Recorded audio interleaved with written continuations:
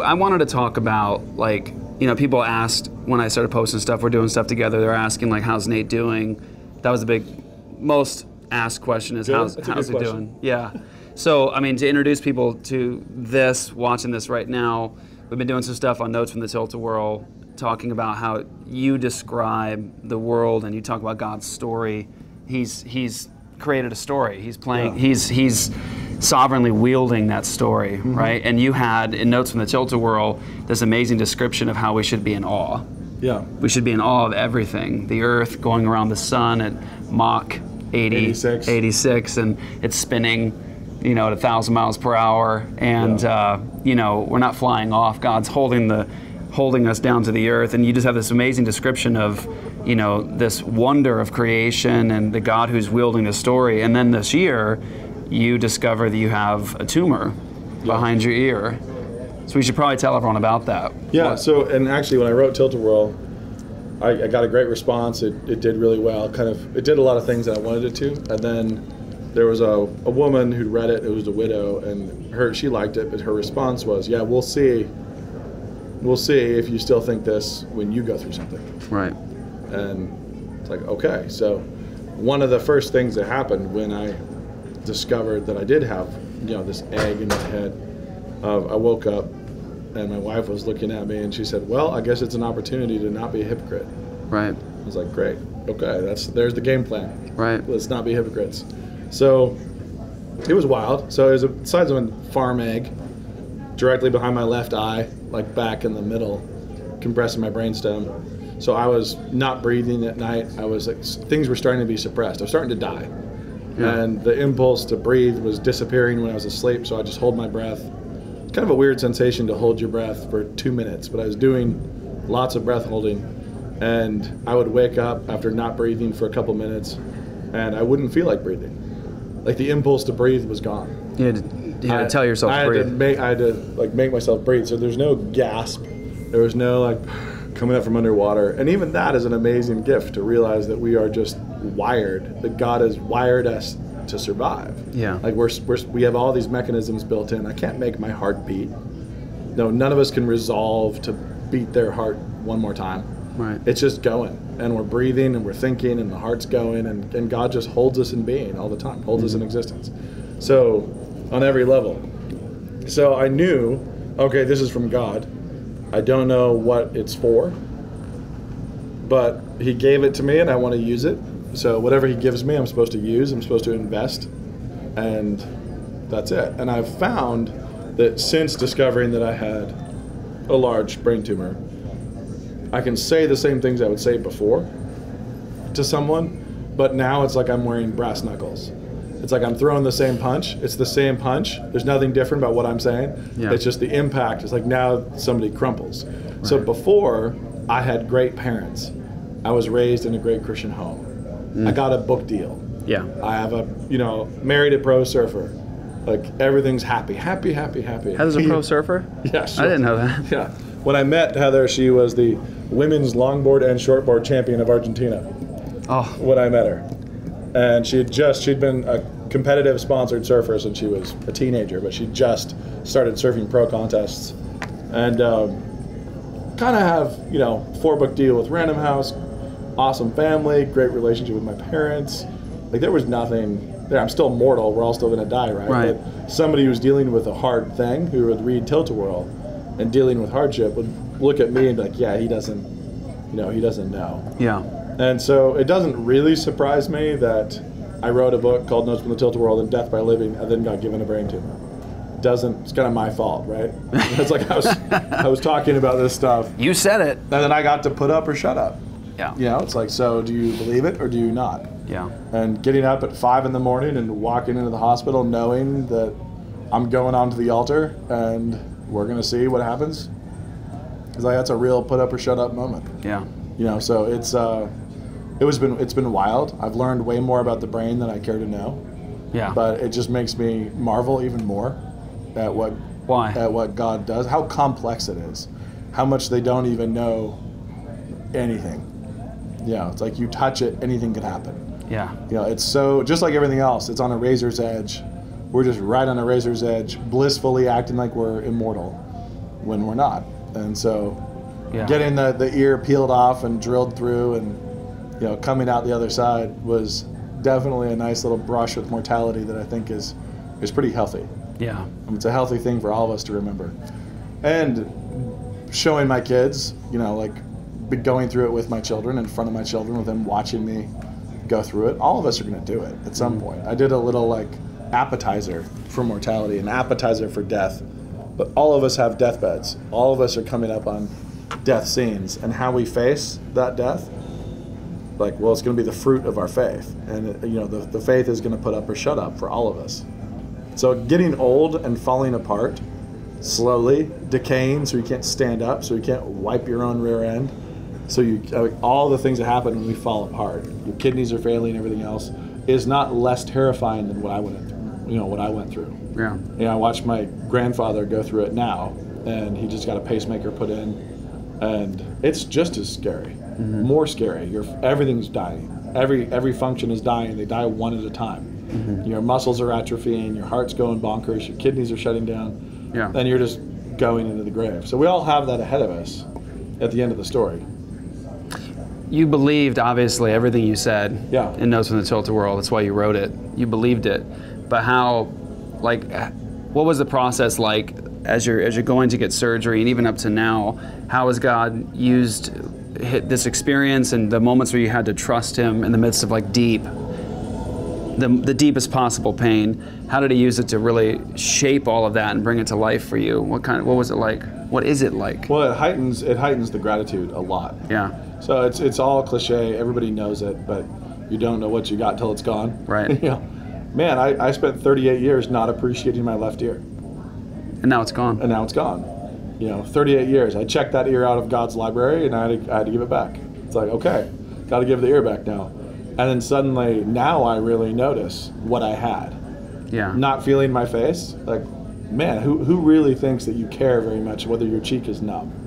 You know, it's like I get this spasms in my left eye. Half my tongue can't taste. I just found that out today. Half your tongue. You lost the taste in half your tongue. Yeah, which is useful when you put something really hot in your mouth. And you're like, oh, and most people, it like kind of burns a little bit. I just move it to the left side. Like, oh, it's gone. Can't feel it. Oh, man. So there's a ways in which it heightens gratitude across the board. It makes me way more grateful for my right ear. You better believe that I don't forget this one. Yeah. You know, it's so gratitude is heightened. Everything's amplified. All your relationships are amplified. It's like, and many people have gone through it before. People have gone off to war. People have gone into surgery. People go through risky business all the time.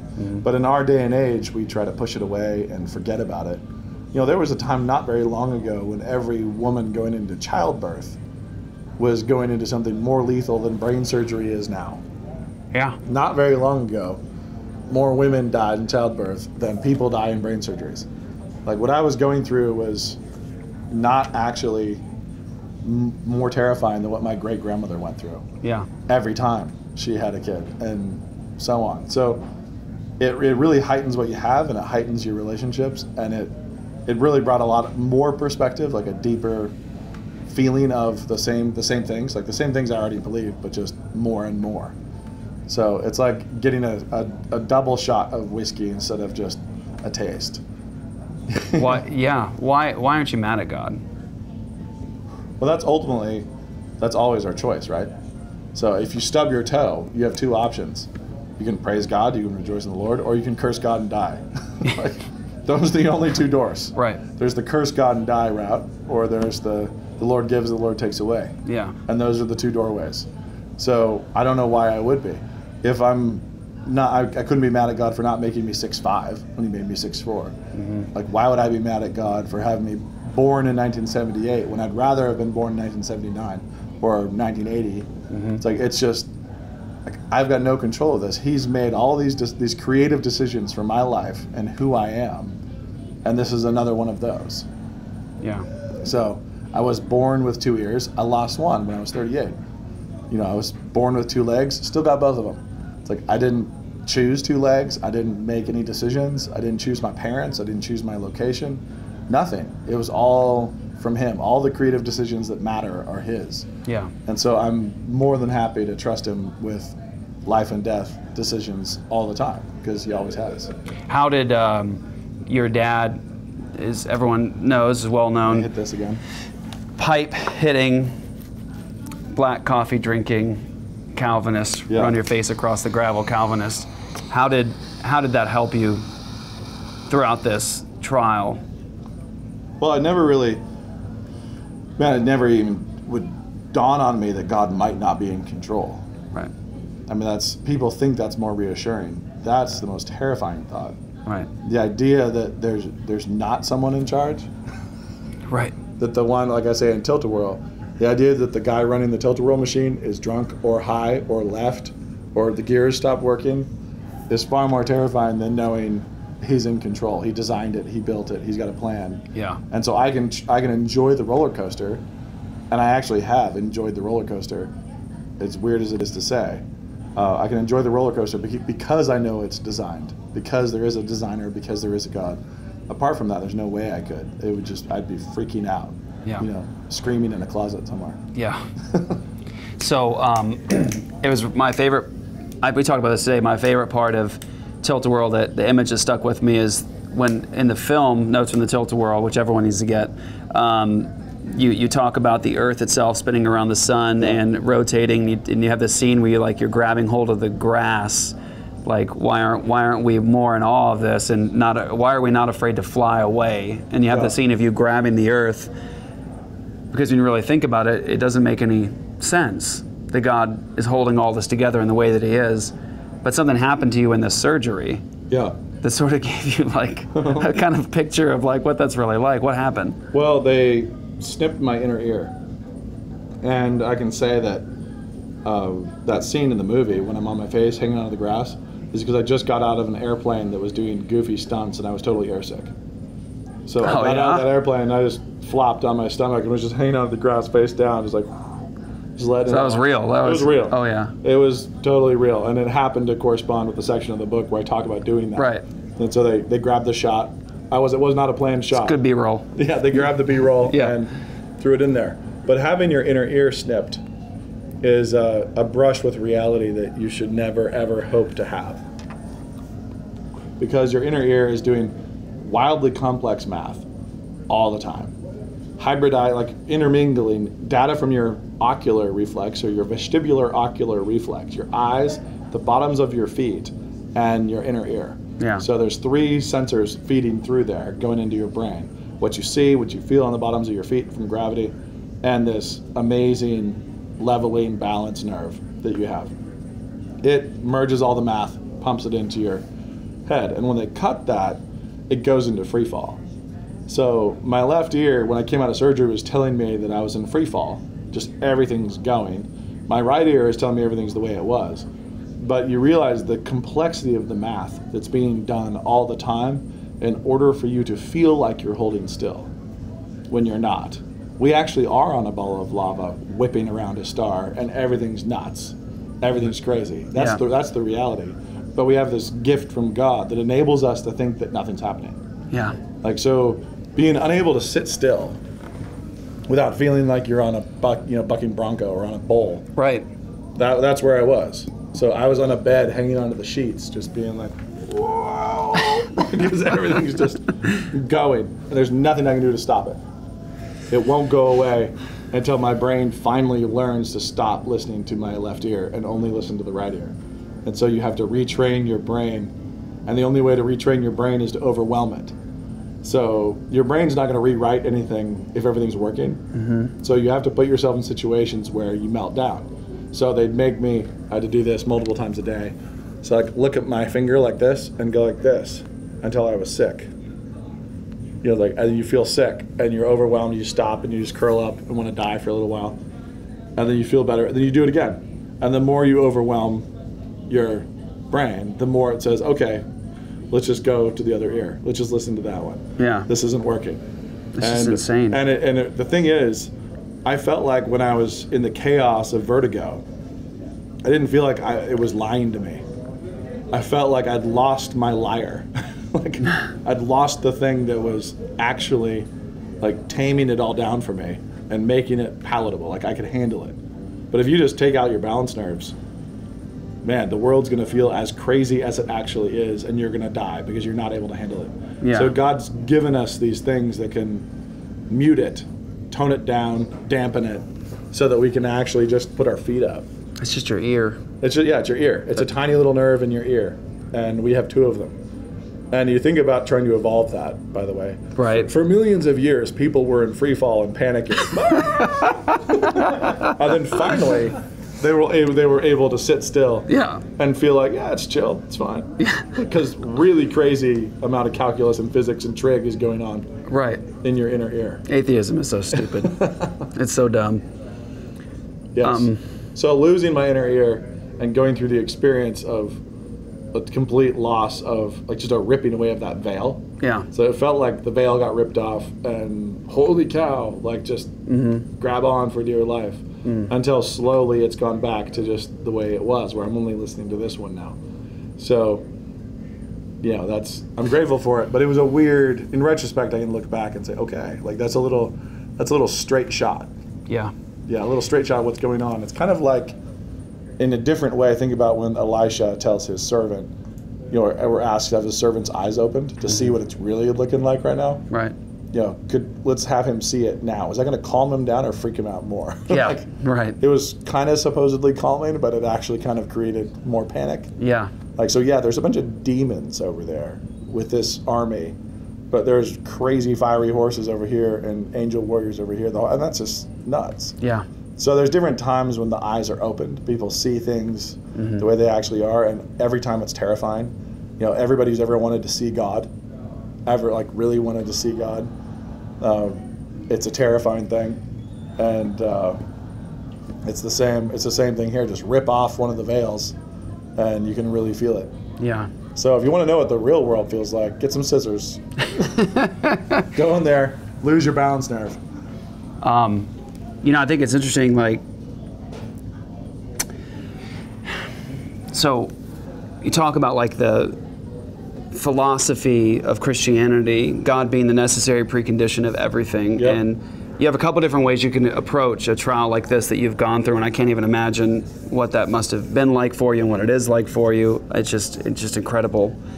So you could approach what happened to you like an atheist who says that all we are is matter in motion, and this was just another cosmic accident amongst the trillion accidents that are happening constantly around us. Bummer. So you could approach it in that way and say, well, this is purposeless anyway, the loss of my face and my taste and my ear and going through this pain, it's all just sound and fury signifying nothing anyways. Or you can approach it, say, in the Arminian perspective, or say the open theist perspective, where God didn't know this was coming, Nate, but he's going to do his best to work it out. Believing those things has consequences, but it doesn't really make any sense that you're sitting here in the way that you are, still giving glory to God, still living in the way that you are, embracing everything you ever said about God, that you learned from him in his word. There's approaches that mean something. Theology matters. One, there is no God. This is a cosmic accident. Sound and fury signifying nothing. That's depressing and lonely. And then there's the other view that says God didn't know and he's impotent to do anything about it. He's just as surprised by it as you. Yeah, so there's a couple different options. There's no God, negligent God, right, evil God, right, or good God. Right. And the open theists will try to embrace a negligent God. Right. Who created all this, but he didn't know what was going to happen. Right. That sucks. Yeah, it's like, sorry guys, I didn't realize when I lit this firework that it was going to go off in your lives. Yeah. It's like he's either a negligent God, where he created something he couldn't control, he lost control of it, and it went bonkers. That's the open theist, approach, which is awful. But also, God's culpable in that situation. He is culpable. He's negligent. Or there is no God, in which case my tumor has every bit as much right to live as I do. Yeah. So what? It's not any more special than you. Yeah, it's like, why do I think my brain is more special than the tumor? Right. There's just as much chemical activity in both. Yeah. And when I fall over and die, the funniest thing with the materialistic atheist approach, there's not even a difference between life and death. So if I just go over None of my atoms slow down. Right. None of my cells even slow down. They all start to accelerate, actually. Like you're going to get more like acceleration, and things are going to go a little more rapido. You know, Yeah. it's like it's going to start firing up. But there's just as much activity. But we know the soul is gone. And they don't have that. So if there is no soul, then like there's not even an edge between life and death philosophically. Like it's, what on earth is it? Right. What's the difference between Mountain Dew in the bottle and Mountain Dew on the floor? Right. You know, it's like, it's Mountain Dew. Right. You know, that's it. But we get really bummed out about one of them. So the atheist approach is nonsense on many, many levels. Right. One of which is that there's no such thing as death. Yeah. Like just that concept even goes away. Right. There's just change. You know, that's it. Flux. Yeah. Flux and chaos. And then you have, you know, you move to the malevolent God, which I would like to say is not possible because he invented peanut butter and chocolate. You know, and somehow foreordained that that combination would be discovered. So that like what we're smoking right now, or the whiskey we were drinking earlier, like there's way too much grace and artistry in all of it. Yeah. It's everywhere. So trying to even think about an evil God is like doesn't make any sense. Plus, beyond him, there's no standard. So whatever the creator, the infinite creator loves is lovely, and whatever he hates is hateable. And good, he is the standard for good and evil. So by definition, that one just kind of falls apart. Right. So instead, you're left with a God who knows what he's doing. And if I think that God knows what he's doing, which I do, and that is affirmed every second of every day that he knows what he's doing, then that's the only thing, that's the handle you grab onto when you're going through a trial. It's like when somebody says, hang on, and they go for the Dukes of Hazzard launch, that's when you grab onto that. You grab onto the fact that there is a God, and that's it. And if I die here, I mean, I was fully ready. And I had to like do a reckoning and an accounting of my life and be like, okay, what am I leaving my kids, and like, what words do I want to leave them with? I was grateful I'd written as much as I had, because I felt like my younger ones would have an opportunity to really know me. Yeah. Like they would still know me because I had written for them. Yeah. So going through that process and not wanting to die, but being ready to, if I was given 38 years and that was it, like a lot of people have been given just 38 years. A lot of people are given less than that. Yeah. So I didn't do anything to deserve 38. I didn't do anything to deserve 5 minutes more. You know, it's just, you know, it's one of those things. My dad is fond of using one example where he says, if you have anybody who has kids can follow this. If you bring out a bowl of ice cream for one of your children, and you sit them all on the couch, they're all watching something, you bring out a bowl of ice cream, and you give it to one kid only. The other kids are immediately going to freak out with that sidelong glance. And none of them did anything to deserve ice cream. Right. But you gave one of them ice cream. And so the other ones immediately feel entitled, like that they need ice cream too. And the sin kicks in, and they start that sideways glance. So because some people got to live to be 100, I immediately think I have a right to. Right. You know, I deserve that. And my dad says, we all parents know how the other kids will respond if you give one kid a bowl of ice cream. And then he would say, hold on, and you go get a bigger bowl of ice cream and give that to the next kid. The first kid who just got a bowl of ice cream, who was just fired up a minute ago, and you know, all pleased, is immediately looking sideways at the bigger bowl of ice cream saying, hey, like, why don't I have that much? Right. And there's nothing in this world that is all about equity for people. It's about stories for people. And it's about stories that glorify God and manifest God, not about do we all get the exact same amount of ice cream. You know, like, so when I had to come to grips with the fact that maybe I only got 38 years, like that might have been it. Like, okay, I have to be willing to thank God for that and praise him for it. If that's the end of the run, that's the end of the run. And I didn't want that. I didn't want it for myself, but I really didn't want it for my kids. Right. Like, because I knew that in their first chapters, like this would be a major incident in in their early life, if that's how it played out. So, but that's the thought. I didn't deserve anything. I didn't deserve to come into existence. I didn't deserve to be conceived. I didn't deserve to be born. I didn't deserve to have the parents I had, for whom I'm really grateful. Right. Like, or my sisters, or my life, or my wife, or my kids. Yeah. You know, it's just, none of it is deserved. Your sisters are a little nutty and amazing. Sisters are great. They're awesome. They're pretty great. They're so awesome. and they were great through this too. So all gifts. But there was Tremendous gifts. at no point was our family afraid. Right. Like there wasn't a big fear. It's like, because it's like, all right, we're going on this roller coaster now, but it's a roller coaster. It was built by someone who controls it, who has a reason, who has intention behind it. And while I couldn't unpack all of the intention of why he did it, like I couldn't tell you all the reasons why the God had, I can tell you there were reasons, and I've seen fruit. You know, I've seen fruit from it already. So, and it's early yet. I'm only 7 months post-op, and it'll be about a year before they tell me I will have hit new normal. And they've said that I'll never have old normal. There will never be old normal again. But whatever is after a year is pretty much it.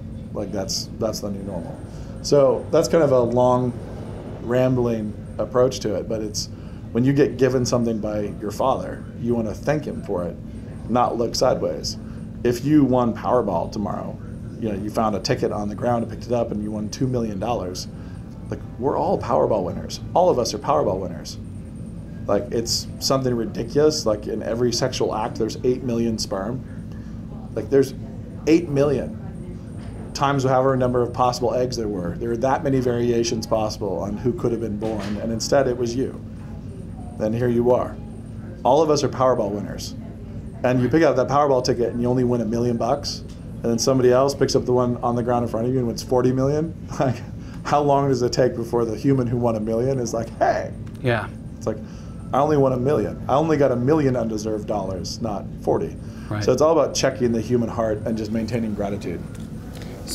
So we could probably wrap up on this part. You said when you're working through the different options you have and how theology matters and how it impacts how you walk through this kind of trial, and it matters a lot. You said the person who believes in the good God, why the triune God of the Bible? Why Jesus? Why does He satisfy your soul in this trial? Why the good God of the Bible? Well, two things. One is the night I found out about my tumor. It's probably the night I laughed hardest in my adult life. No kidding. It ended up being hilarious. It was just, the whole thing was comic. It was straight out of a movie. And it was just funny. Everything about how I found out, the situation where we were, I couldn't really tell my wife. It's like everything was just arranged. We were staying with her cousin's family, their kids everywhere. You know, we'd gotten there, we wanted to hang out with them, find out how they were doing. I get a phone call right when we arrive on a Friday afternoon, and I'm told, I step out in the front yard, and I'm told that I've got a large brain tumor. And the doctor says, and I know nothing about these, so I can't tell you anything, but I'll have a specialist call you immediately so you don't have to go through the weekend wondering what's going on. Nobody called. You know, so I get that phone call 4 p.m. on Friday, right after we arrive at her family's house.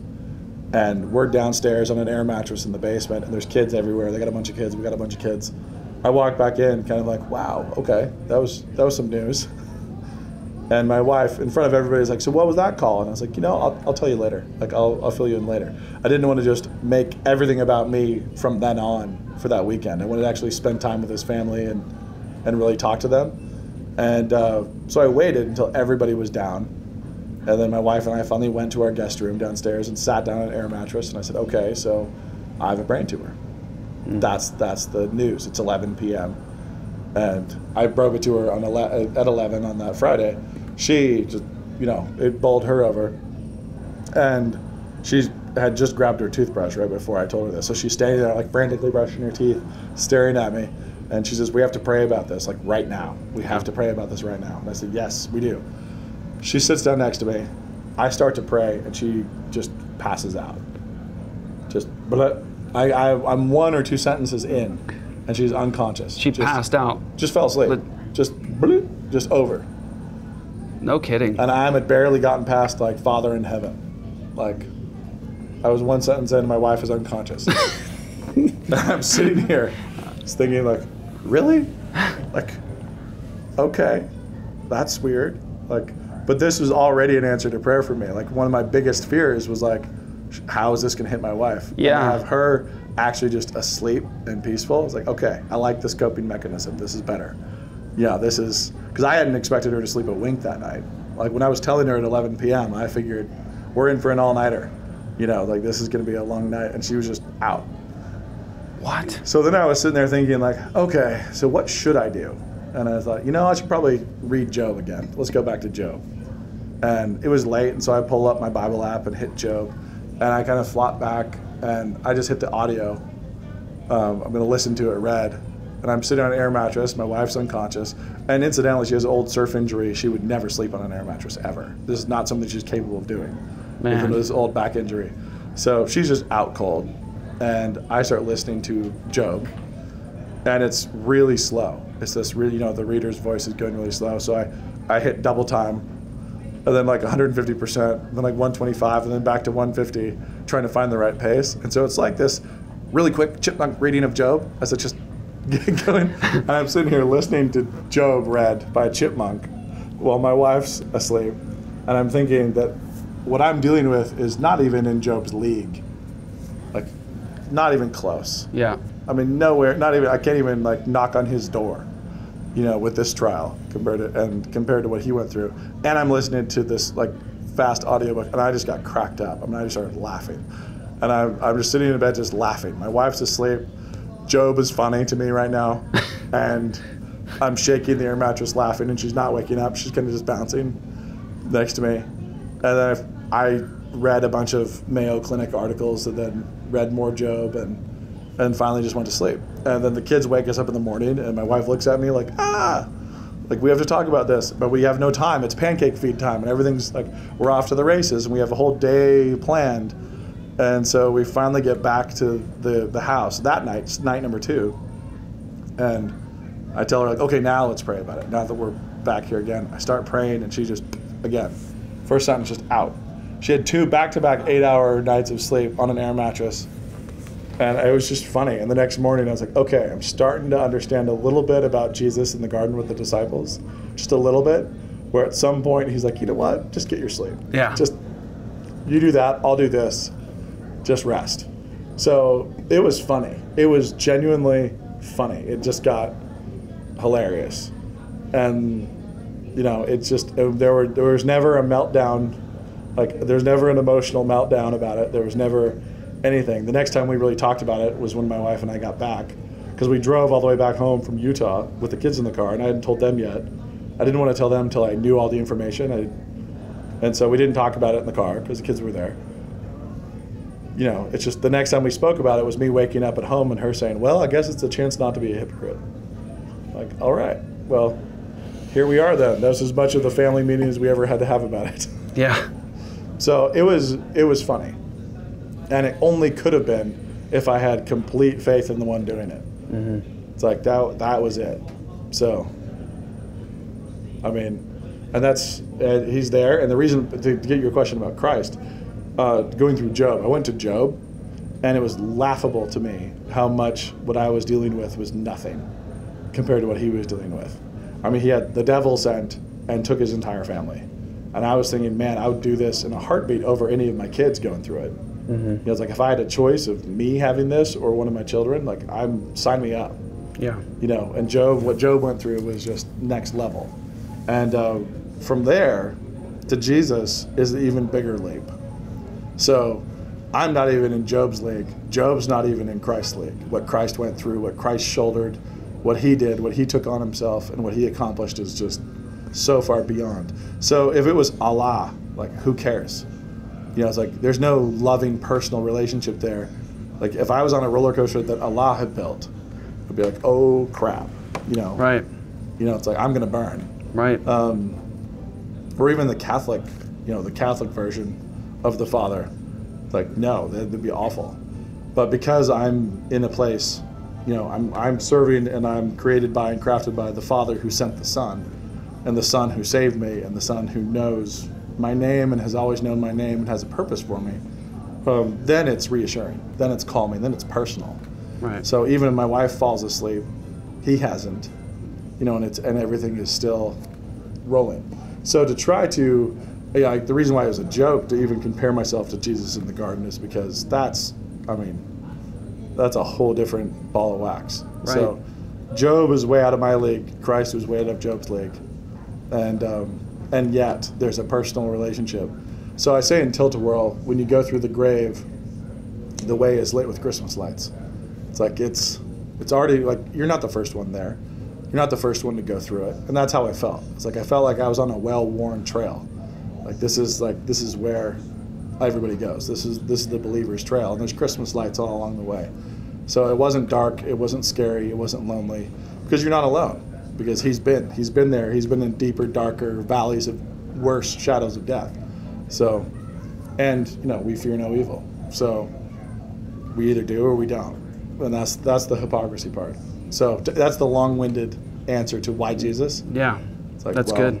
Because he's been there, and has felt it in a far more excruciating way than I ever would.